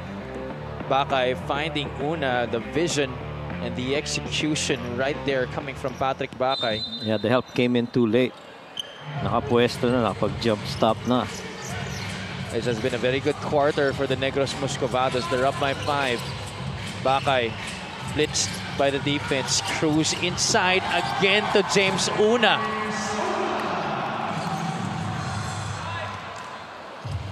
Back-to-back hits inside para kay James Una. 62-55. And James slowly but surely trying to be a key factor in this game para dito sa Negros. About a 2-second differential between the shot clock and game clock. Quezon City will likely go for the last shot here. Sawat drives, kicks it out. Extra pass. Tibayan could not get it properly to Rinwil Yambing. Yeah, they definitely wanted to set up either Rinwil or Sawat for that 3 to end the quarter. 2.5 seconds to go. Comia will trigger in. Comia looking ahead. Cruz gets it. Cruz launches. That's no good. And that is going to be it for the first 30 minutes of action between Quezon City and Negros. Negros outscoring Quezon City in that third period, 22-14. Yeah, and so unlike the previous quarters, now it's more of the perimeter shots and the free throw makes that gave this separation between these two teams. Renz Palma scoring 7 points in that third period. He now has a grand total of 23 markers. Remember, he had 30 points against the Pampanga Giant Lanterns in that last loss that they had. They lead the Quezon City Toda shown here 62-55. Our third quarter score brought to you by GameX. GameX Sports, the official online basketball lending partner of the MPBL. Basta ending GameX.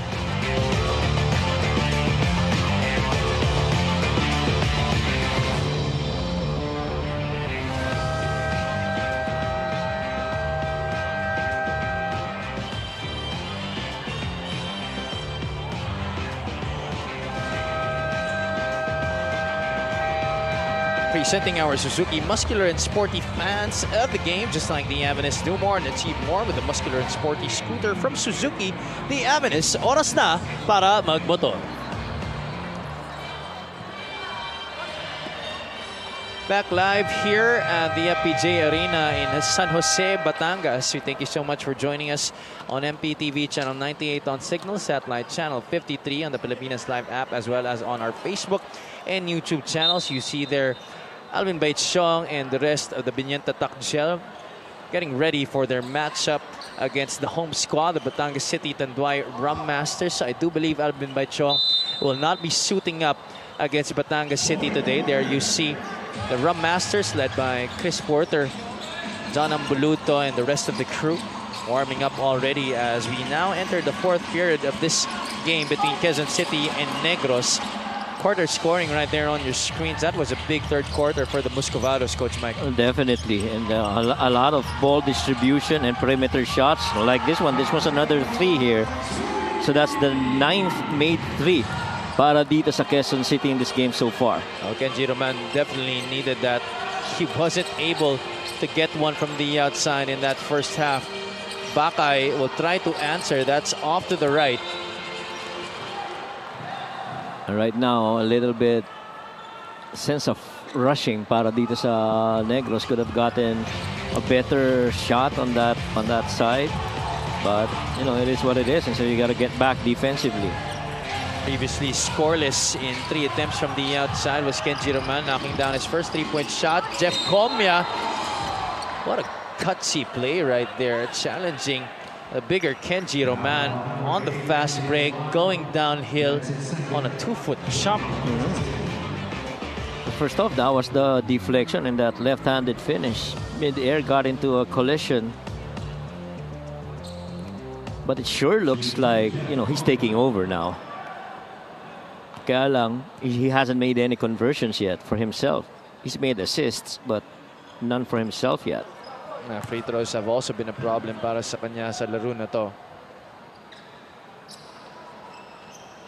Comia is 1 out of 3 from the free throw line. Negros as a squad is 14 out of 20 in this game. Split at the line para kay Jeff Comia, 63 to 58. And he struggled from the field as well. He's 1 out of 6 from there. Roman was wide open for that 3-point shot. Kaya lang bagsak dun sa kabila si Alex Tesoyo. That's a foul against, I believe, Pio Longa. Coach Egay Macaraya right there on the sideline. His team down by 5. More than a minute gone by here in the 4th and final frame. Tesoyo turns the corner. Gets it back to Kenji Roman. 3-pointer on the way. That's no good. Ballesteros could have handled the rebound that was taken away by Mark Atabay. Still scoreless in this game, but has 6 rebounds. They want to clear out here. Empty set. Bienes trapping Comia together with Roman on that play. They go to the other side. Longa feeling it. No good. The board to Kenji Roman. Ray Bienes has not been a factor in this game after top scoring against Manila. Yambing gets the handoff. Yambing thought he was fouled. Forces it up. That's a miss. Bakay creates space, gets the contact, and is fouled. What about the improvisation? Kay Patrick Bakay did not play at all in the first half, coach, but has been playing some quality minutes here in the second half. Yeah, and one guy who hasn't played so much also para dito sa QC is Paeng Are. He's been, what, only 6 minutes? Oh, he's here. He's just come in. Kakapasok lang ulit sa laro na to. Ito si Paeng Are was good for 13 points in their last game against Manila. 5 out of 10 from the field, 4 rebounds and 2 assists plus 4 steals for the former San Sebastian Stag. Bakay at the line, connects on the second free throw. Tsaka ang ginagawa nila ngayon pagka si Jeff Comia ang humihingi ng ISO, they immediately blitz him on the trap area kahit na walang tao dun sa corner and empty screen. James Una, look out below. It's nabitin lang sa talon na yun, but 2 points nonetheless there para kay James Una, and Negros opening up their biggest lead of the game at 9 here, 67 to 58. And boy, if there's one thing that this game is never short of, it's the athleticism of the players. Check that, coach. 24 to 6 in terms of fast break points. I believe that should have been the other way around. Correct. Because they really just keep on pushing it on the other side of the floor. That's a much-needed basket there para sa Quezon City. Paeng Are dialing it down from the outside. 67 to 61. Comia finds an opening that is off of his leg. Quezon City basketball. And you talked about the fast break. This is the fast break of the game brought to you by New Star Max. Win to the max. James Una wanted to stop it, but gets the 2 points nonetheless. That's what's more important there para sa Negros Muscovados. Una already in double figures with 11 points in this game. And this is so much of a better fast break game para dito sa Negros. Normally they'd average roughly about 16. Right now they're at 27, which is 11 more than their usual numbers, because you see that intentional want to be able to run it the other way, understanding that, you know, Negros is not going to be able to come back and defend in open floor. Bakay had a difficult time there trying to contain a very dynamic Paeng Are. He'll come out in favor of Hubert Cani. Cani, 11 points in the game. One of the fire starters for Coach Bonnie Garcia in this one. Trying to make up for that loss against Pampanga where he had a terrible performance. And Paeng Are, meanwhile, trying to get Quezon City back in this one. Just a 4-point lead now for Negros. That's why I was asking na medyo matagal na wala si Paeng Are. You know he can score in crunch time, but missed by Longa right there. Chance now for Quezon City to get to within a bucket. Are fakes out Longa. Are doesn't take the shot. Nice Finds pass. Tibayan all alone. Short by Jonas. Clean swipe by Pio Longa. He dives for it. There's a foul there. That's going to go against Rin William Bing. Talk about missed opportunities. That was muffed altogether. That was a good delivery coming from Paeng Are. No looks that to Jonas Tibayan, who muffs that shot underneath. He was all alone, but take a look at Pio Longa. Fighting tooth and nail for that one. Yung Bing, medyo inila pa nga siya doon ni Hubert Cani. Pero ang gusto mo doon is yung tatlong dinaan ng depensa nung pasa na yun ni Paeng Are. I mean, even went through Mark Atabay. He certainly has been a good orchestrator at that point guard spot. Talking about Paeng Are, mature beyond his years. Only a regular foul against Rin William Bing. It's going to be Negros basketball still. 6 minutes and 25 remaining in this game. It has been a very high-octane ball game, especially here in the second half between these two squads. But Negros sort of silencing Quezon City here in the third and fourth quarters. Quezon City, though, in need of a comeback. Paeng Are trying to light the fire for them. Here comes Negros. Palma. Misses. Roman ahead to Paeng Are. Transition three is money para kay Paeng Are. And here comes the run that we've been mentioning. Yeah, and both teams actually turning to the trifecta to try and build some momentum right here. This time it's QC's turn. Comia couldn't answer. Rebound to James Una. Una trying to get loose of Are and Tibayan on that left side. Palma flashes. Palma decelerates. Short on the bank shot. Paeng Are. Quezon City with a chance to take the lead. Tried to leave it for Yambing. He was fouled before the pass. And what a difference maker Paeng Are has been. Since he came in, a lot of different dynamics have changed on the way that execution has been for Quezon City. A lot of ball movement and, you know, a little bit more vision for the guys in blue. Jem Cruz will come back into the game. So did Jason Ballesteros here para sa Quezon City. Both coaches turning to their starters anew. Here's Rising here. Are launches once again. That rims out. Comia taps it to Jem Cruz. Renz Palma with the rock. Cruz had Yambing on his back. Ooh. That was pretty close. Almost a steal there para kay Rin William Bing. That could have been a big opportunity para sa Quezon City. Paeng Are stopping and popping, knocking down that three.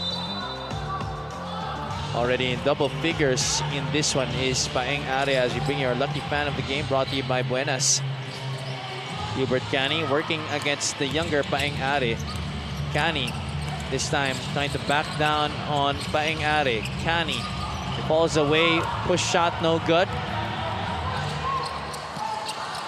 Are leaves it for Roman, got bumped, no whistle blown, to the frustration and dismay of the whole Quezon City bench.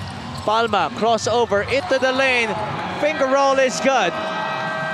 Well, all that action had Paeng Are all gassed up. So after that missed shot from underneath by Roman, Paeng really just walking back to the front court. impressions of mind from Hubert Cani to give it back to Renz Palma, who was ready for that attack inside. Defense from Ballesteros, not enough to stop that attack. Coach Egay Macaraya is livid.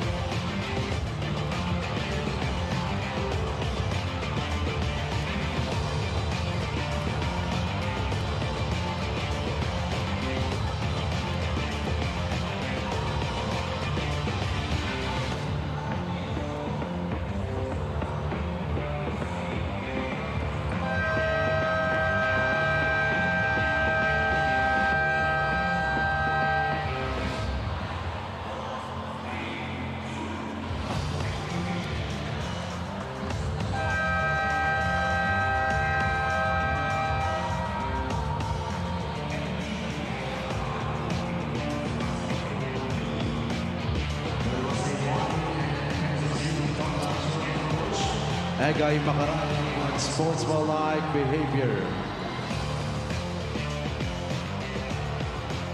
Check out this last play. Paeng Are. There was the first hit by Hubert Cani. And then another bump that Quezon City felt like that should have been a foul on James Una. That's why Coach Egay Macaraya was complaining repeatedly before that timeout was made. And that's why he was also assessed a warning as play resumes. Roman from the outside takes it and makes it. We're all tied up at 69 here. Nagkakawa Negros, just when you think nakokontrol mo na si Rin William Bing, eto naman ngayon si Roman at saka si Paeng Are. Ballesteros is down. Quezon City on the run. The bounce pass to Yambing. A foul against Jeff Comia. That was a hard hit on Rin William Bing. That was a hard hit. That definitely should be reviewed. I don't think there was a play on the basketball there. Look at that. That was a dangerous hit on an airborne Rin William Bing. This was a three-point shot to tie the game galing kay Kenji Roman. Tying the game up at 69 all. And they keep dropping against Roman, and so far he's made them pay twice. Earlier it was Ballesteros who was down before the start of that fast break, and Yambing now back on his feet, just a little bit shaken up after that hit in the air by Jeff Comia.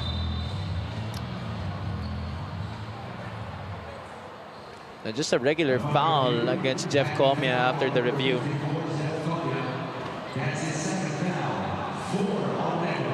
I think what made it look dangerous is he was already airborne. Yeah. You know, yeah.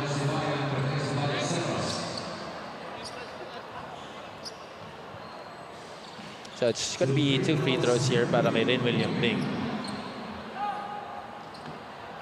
Bing connects on the first. Free throws have been a problem for Quezon City in this game. 12 out of 20 from the free throw line. They could have easily been in a comfortable lead had it not been for those missed free throws. And there you go. Couple of bounces, but it goes out para kay Rin William Bing. 70-69. 4 minutes and change remaining in the game. Cani in and out, the crossover just short on the finger roll. Medyo nagkamali rin siya sa pektus doon. And Paeng Are was already on the leak, but Chino says, no, we're going to set up half court. Are, yes, Roman asking for it on the right side, but he draws a foul nonetheless against Hubert Cani. Do you think that fatigue is starting to set in here for Negros? Could be a case of fatigue, and lalo na in how they're covering Paeng Are right now. As he tried to drive middle, Jem Cruz wanted to do a drop coverage to ensure na kung da-drive ka sa gitna, at least nandun ako para tumulong. Pero ang original na tao niya si Kenji Roman, no? And so, you know, you gotta pick your poison. Thankfully na foul nila si Paeng, kasi otherwise that would have been a good chance for Roman to get another 3. If you've just tuned in, both of these teams mired in losing streaks. Negros has lost their last 3, while Quezon City has lost their last 2. 72-69. Paeng Are, 10 points in the game, 3 rebounds and 3 assists. And here he is once again with the basketball. Are gets it to their front court. Roman is asking for it again against Jem Cruz. He sets the screen, pops out. Roman from the outside.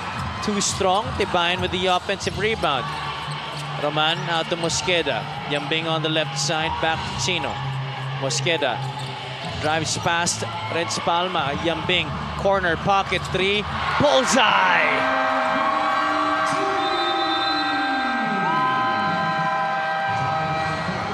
And Chino definitely knew what to do at that point. He saw that Yambing had a guy on him on the corner.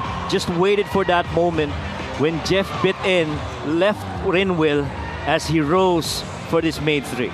3-point shot, number 13 para sa Quezon City. And Rinwil Yambing now with 19 points in the game. And more importantly, giving Quezon City a 6-point lead, 75-69.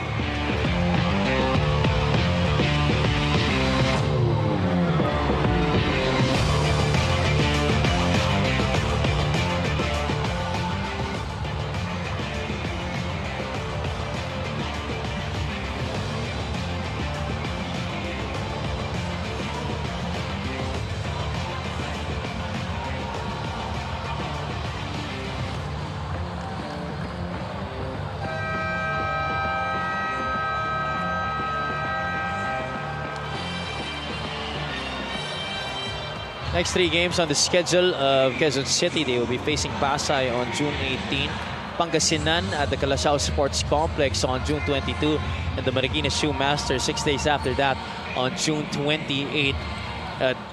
Coach Egay Macarayo would very much want to win this ball game before they go up against the Pasay Voyagers. And you know, those 2 teams on their schedule, Pangasinan and Pasay, foes in the Northern Division that they would like to move on from in their North Division standings. Yeah, tsaka ang gusto mo kasi bago ka pumasok dun sa ano na, so see that 3-point field goal percentage, 13 of 37 for QC, 6 of 24 para dito sa Negros, and that disparity alone, you see that +7 3-pointers means that's already a +21 from that area in favor of QC.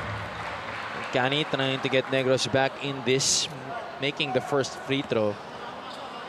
3 minutes and 9 seconds of time remaining in this game. Right after we have the Binyanta Takchel going up against the Batangas City Tanduay Rum Masters. There you see the girlfriend of Hubert Cani, ever so supportive, Cristiana Di Maunahan. Of course, the son of former Barangay Ginebra player Alice Di Maunahan.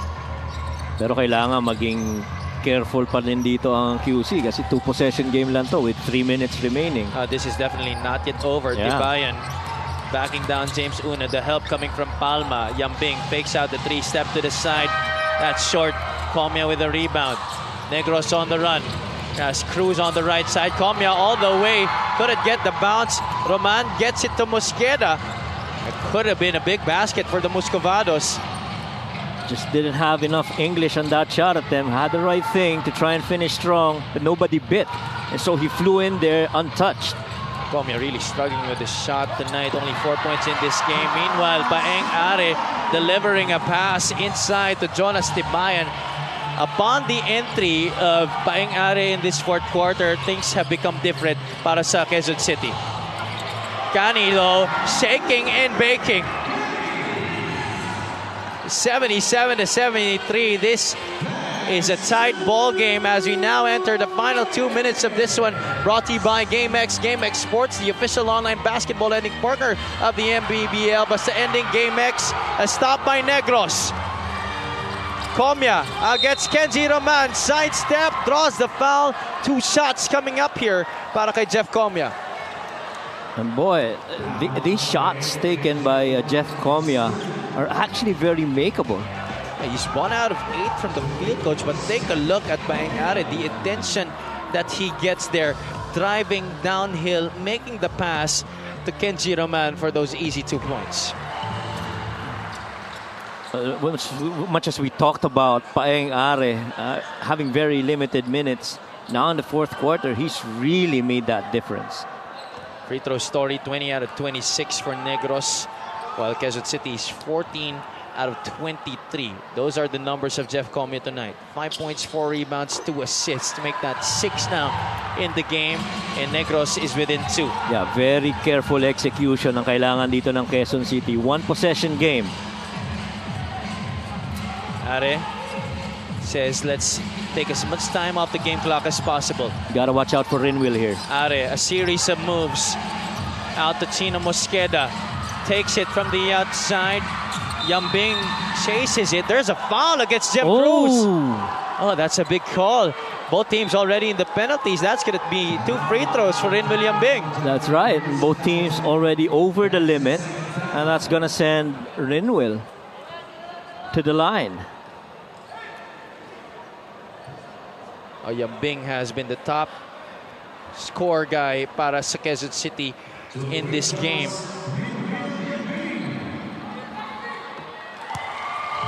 He's now up to 20 points in this one.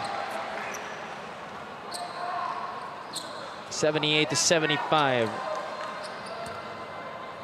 Quezon City may have been struggling from the line in this game, but these free throws really helping them make more cushion against Negros.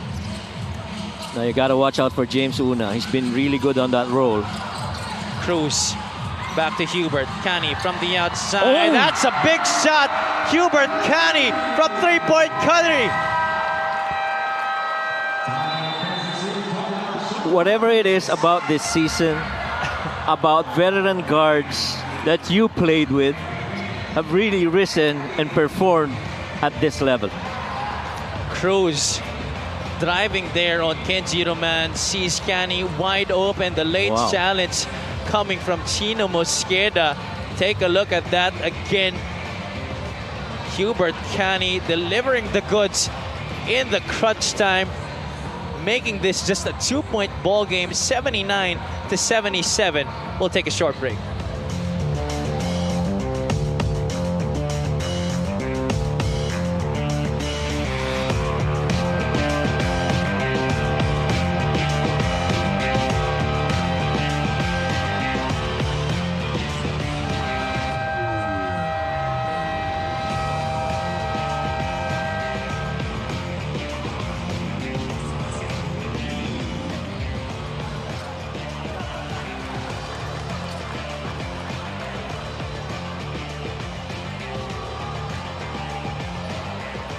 Oh, Canny delivering a big shot right there in that previous possession. It was just a 2-point shot, not the 3-pointer. He was stepping on the line. And that's why it's just a 2-point lead here for Quezon City. There are his numbers: 17 points, 5 assists, and a couple of steals. 1 minute and change remaining in this game. Quezon City electing to inbound from the backcourt. Paeng Are with the basketball. He has been sensational here in the fourth quarter for Coach Egay Macaraya. Are, the spin, the floater, too strong. Nothing but the backboard there, but Renz Palma throws it away. And they want to use some clock again. They're going to go back to that same set where you have that middle ball screen with Roman, and they want to use some clock first. Are, switch. It's a screen from Roman. Cruz switches on to him. Are will take it from the outside. No good. Yambing soars for the rebound. Yambing scores on the reverse. Quezon City up by 4.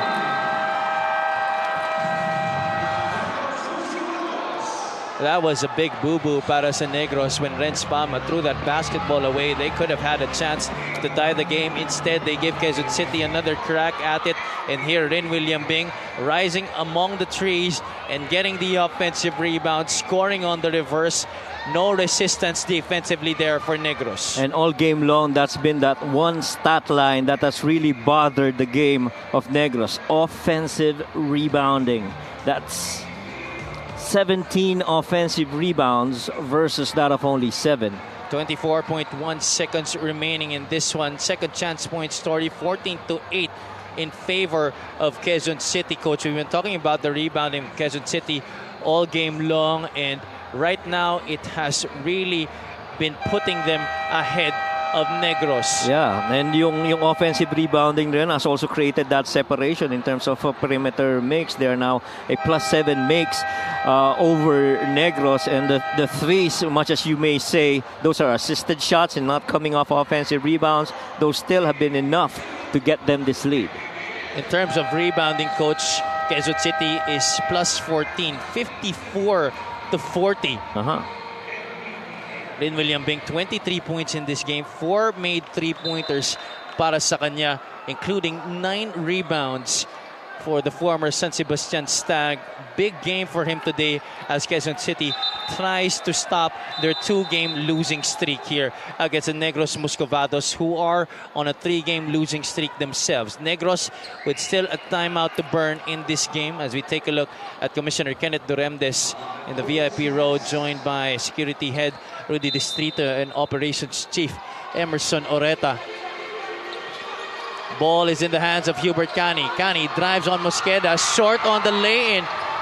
Negros needs the foul here. Yeah, they got a foul. There's the foul given up by Jem Cruz, and Cani is not happy with himself.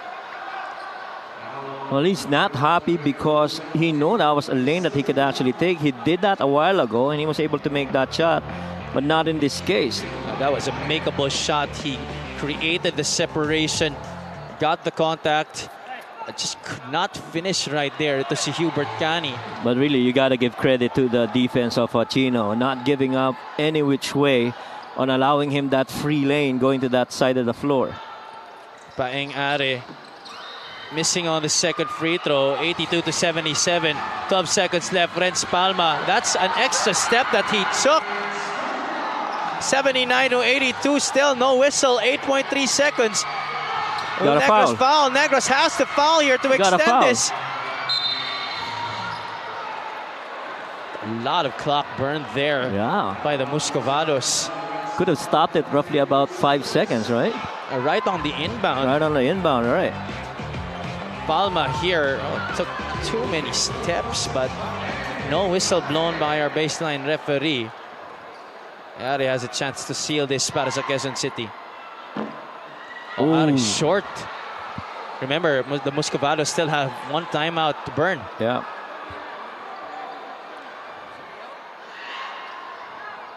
Ari makes the second free throw. 2-possession ball game. 83-79. Well, surely they're going to be setting up for a 3-point shot here. We'll stay on the air here. 4-point lead, 83-79, 2.7 seconds left.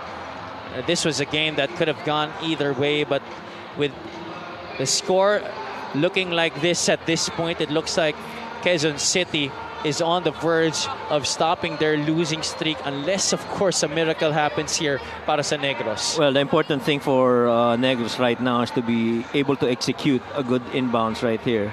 Sa side naman ng QC, whatever happens, don't foul a jump shooter because you don't want to complicate this. Jonathan Gray and Joseph Peña-Redondo warming up for their matchup against the home squad, the Batangas City Tanduay Rum Masters. This opportunity, I'd like to give a shout out to my former junior NBA batchmate Jason Nasayaw. Happy viewing to you and to everybody watching on MPTV. Renz Palma tonight with 27 points, Coach, after that 30-point outburst against the Pampanga Giant Lanterns. Big numbers para sa kanya in this game. Palma will get it. Launches from the outside off the glass. That's no good, and that's going to be it.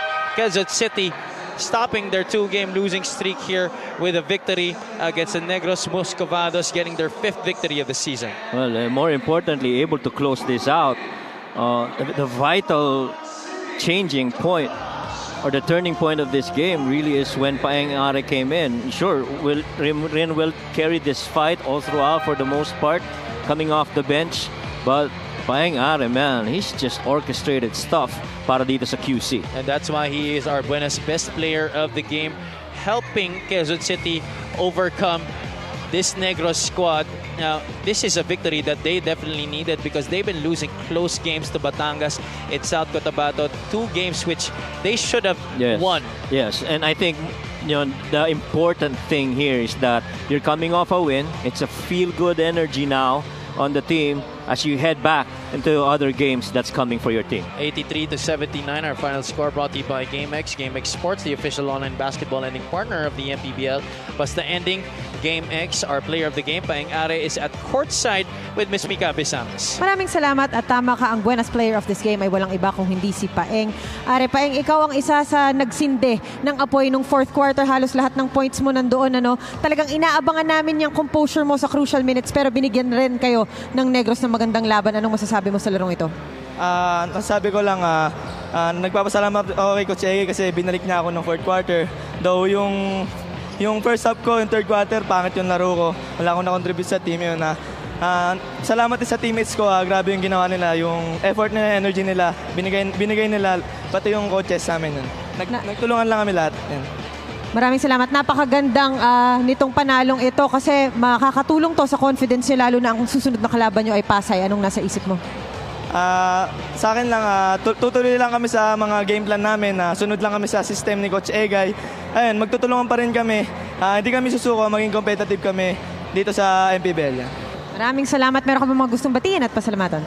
Binabati ko po si Team Owner Jobentay, Toda Action Party List, JNT Plasticware, Fighto Racing, Eco Drive, lahat ng mga sumusuporta sa QC Toda Action. Binabati ko kayo. Binabati ko rin yung family ko, Are family, yung parents ko, yung mga kapatid ko. Si Kuya Michael, nandun sa asawa niya, mga anak na. Binabati ko. Ayun din yung mga taga San Rafael, San Miguel, taga Northern Samar. Ayun, yung mga San Sebastian family. Ayun. Maraming salamat once again. Our buenas player of this game is Paeng. Are, balik sa inyo. Javi, Coach Mike. Maraming salamat, Mika. Congratulations to Quezon City for getting their 5th victory of the season. Up next, we have a premier showdown in the Southern Division between the Batangas City Tanduay Rum Masters and the Bininan Taktak Gel Beast Motorcycle Tire Game X. Thank you so much for joining us. For my partner, Coach Mike Perez, and our courtside reporter, Ms. Mika Besames, this has been Javi Palanya. Keep it locked in here on the Maharlika Pilipinas Basketball League, ang liga ng bawat Pilipino.